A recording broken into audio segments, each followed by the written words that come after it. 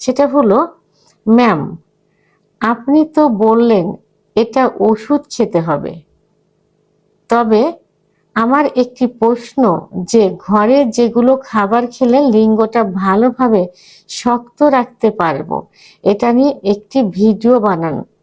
আশা করি একটি ভিডিও বানাবেন। দেশের এবং প্রবাসের ভাই বোনদের প্রতি সালাম।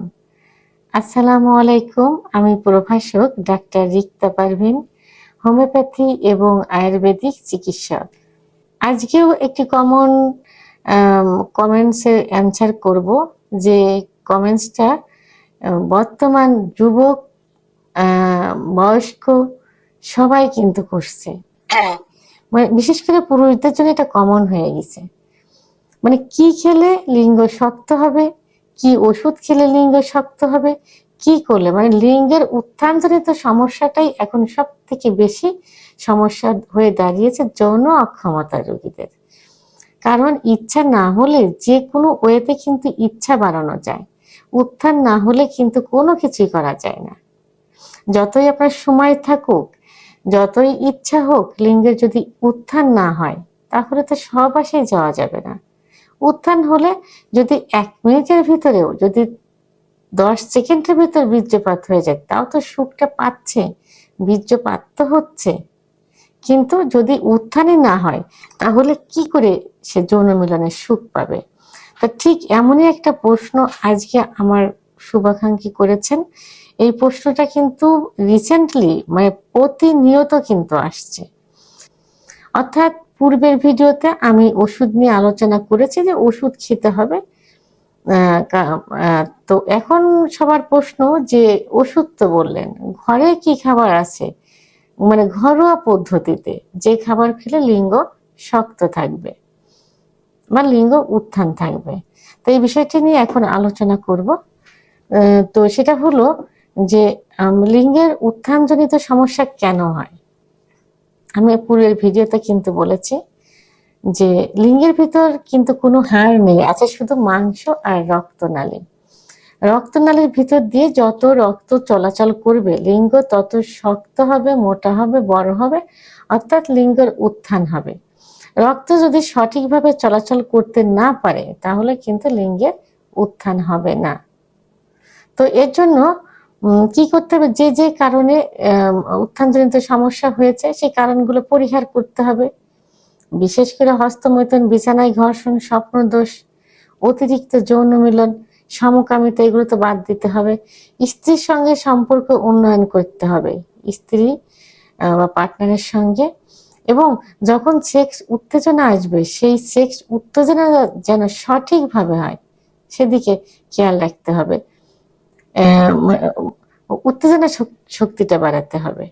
এবং কি করতে হবে, প্রতিনিয়ত অর্থাৎ প্রতিদিন অন্তত 45 থেকে 60 মিনিট অর্থাৎ 1 ঘন্টা এক্সারসাইজ করতে হবে বা হাঁটতে হবে। যদি কেউ হাঁটতে না পারেন তাহলে নিজের বেডরুমে কিছু এক্সারসাইজ আছে, যে এক্সারসাইজগুলো ইউটিউব চ্যানেলে এখন সার্চ দিলে পাওয়া যায়, অথবা ওয়াকিং মেশিন আছে এখন, সেই মেশিনগুলো বাসায় কিনে নিতে পারেন, রুমেই করতে পারেন। এখন অনেক অনেক উন্নত ধরনের ওয়াকিং মেশিন বেরিয়েছে, বা হাঁটার যে কিছু ব্যায়াম আছে যেটা রুমের ভিতরে আপনি করতে পারেন। অন্তত 45 থেকে 60 মিনিট অর্থাৎ 1 ঘন্টা আপনাকে এক্সারসাইজ করতে হবে।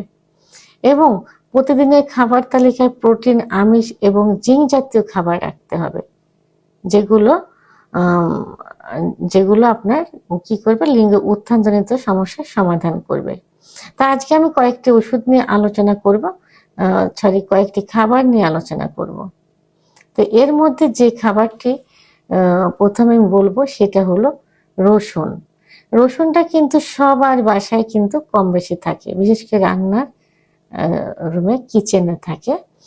তো এই রসুনে কিন্তু অ্যান্টি অক্সিডেন্ট থাকে, অর্থাৎ ন্যাচারাল অ্যান্টিবায়োটিক যেটা। তো রসুনটা কি করতে পারেন, অনেকে রসুন কাঁচা খেলে গ্যাস বাড়ে, খালি পেটে খাইলে গ্যাস বাড়ে। এই জন্য রসুনটা আপনারা হালকা একটু সেদ্ধ করে নিতে পারেন, অথবা ভাজি করে নিতে পারেন, অথবা কি করতে পারেন, রাত্রে 2-3 কোয়া রসুন একটু থেতলিয়ে 1 চামচ মধুর ভিতর দিয়ে ভিজিয়ে রাখতে পারেন, সকালে খাবার পরে খেতে পারেন। যাদের গ্যাস বাড়ে না তারা খালি পেটে খাবেন। এখন কথা হলো যে যদি কারো ডায়াবেটিস থাকে সেক্ষেত্রে মধু কি করবেন? মধুতে কিন্তু ন্যাচারাল সুগার থাকে, অর্থাৎ 1 চামচ সকালে 1 চামচ রাতে 2 চামচ প্রতিদিন খাওয়া যায়। তবে হ্যাঁ, কি হতে হবে, বাজারে কেনা মধু খাওয়া যাবে না, কারণ এটা চিনি দিয়ে তৈরি থাকে। তো আপনারা নিজে চাকের থেকে যে মধুটা যখন পারে মোচা সহ নিজের চোখে দেখে ওই মধুটা কিনবেন। এই মধুটা যদি আপনি সকালে এবং রাত্রে 1 চামচ করে খান তাহলে কোনো সমস্যা হবে না। সেহেতু রসুনের সঙ্গে 1 চামচ করে মধু গুলিয়ে রেখে সকালে খাইতে পারেন। ভরা পেটে, যাদের গ্যাস হবে ভরা পেটে, যাদের গ্যাস হবে না খালি পেটে খেলে ভালো হবে। অনুযায়ী সেটি হলো ডিম। এখন এই ডিমটা সব থেকে ভালো হয় যে যারা খাবার, যেসব মুরগি খাবারগুলো নিজে ম্যানেজ করে খায়, কুড়িয়ে খায়, যেমন দেশি মুরগি, হাঁসের ডিম, অর্থাৎ এই যে এখন যে পোলট্রির ডিমগুলো বেড়েছে, এরা কিন্তু খাবারগুলো তৈরি করে তাদেরকে দেওয়া হয়, বিভিন্ন রাসায়নিক পদার্থ থাকে এর ভিতরে। তো এই জন্য কি করতে হবে, হাঁসের ডিম খেতে হবে। হাঁসের ডিম ভিটামিন ডি থাকে, যা টেস্টোস্টেরন হরমোন বৃদ্ধি করে। তো এখন এই হাঁসের ডিম সকালে একটা, রাত্রে একটা, যাদের উচ্চ রক্তচাপ থাকে তারা একটা করে খাইলে যথেষ্ট। তো এটা পুরা সিদ্ধ না, হাফ বয়েল করে খেতে পারেন, অথবা পোস্ট করে যে খায়, কুসুমটা একটু কাঁচা কাঁচা থাকে, এইভাবে খাইতে পারেন। তাহলে ডিমটা প্রতিদিনের খাদ্য তালিকায় রাখতে হবে। এবং প্রতিদিন কলা খাইতে হবে। কলা সকালে একটা, রাত্রে একটা। কলা টেস্টোস্টেরন হরমোন বৃদ্ধি করে। এখন যাদের ডায়াবেটিস আছে তারা কি করবেন, তারা প্রতিদিন একটা কলা খাইতে পারেন। সকালে একবারে খেতে পারেন, রাত্রে একবারে খেতে, অথবা সকালে হাফ খেতে পারেন, রাত্রে হাফ খেতে পারেন। তাহলে খাদ্য তালিকায় কলা রাখতে হবে। কলাটা তো কমন, এটা নিজেদের যারা একটু গ্রামে থাকে নিজেদের বাড়িতেও কিন্তু কলা গাছ লাগাতে পারেন। ঠিক আছে। তো আরেকটা কি হলো, আরেকটা খাদ্য হলো মধু, যেটা আমি আগেও বলেছি। মধু কি হয়, মধু টেস্টোস্টেরন হরমোন বৃদ্ধি করে, নাইট্রিক অক্সাইডের মাত্রা বৃদ্ধি করে।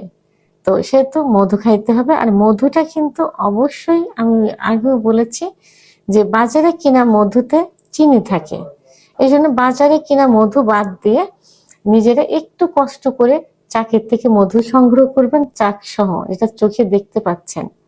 মধুতে কিন্তু ন্যাচারাল সুগার থাকে।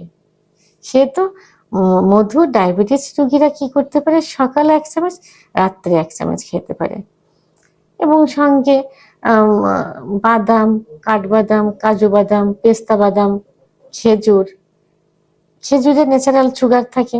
ডায়াবেটিস রোগীরা খেজুর খাইতে পারে, সকালে 2টা, রাত্রে 2টা। তো এইভাবে প্রতিনিয়ত খাবারের তালিকায় যদি এই খাবারগুলো রাখতে পারেন, যাদের অর্থনৈতিক অবস্থা বেশি একটা ভালো থাকে না, বেশি সচ্ছল না, তারা দেশি যে বাদামগুলো আছে, যেগুলো আমরা এই যে ভাজি করে বাজারে বিক্রি করে, এই বাদামগুলো খাইতে পারেন। আর ন্যাচারাল সবজি, গাজর, শসা, টমেটো, এইগুলা খাইতে পারেন।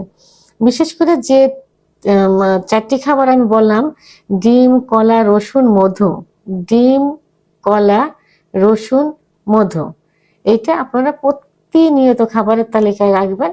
তাহলে দেখবেন আপনাদের উত্থানজনিত সমস্যা হবে না। তবে অবশ্যই কারণগুলো কিন্তু বন্ধ করতে হবে। আর এইটা আপনাদের বাসায় কিন্তু প্রায় সময়ই থাকে, রসুনটা তো থাকেই। এর সঙ্গে কালো জিরা খাইতে পারেন, আরো ভালো কাজ করবে কালো জিরা, তো সব রোগের সেরা ওষুধ। তো ভিডিওটি সম্পর্কে যদি কোনো মতামত থেকে থাকে অবশ্যই কমেন্টের মাধ্যমে জানাবেন। আর ভিডিওটি ভালো লাগলে লাইক, কমেন্ট, সাবস্ক্রাইব করে আমার সঙ্গে থাকুন। আল্লাহ হাফেজ।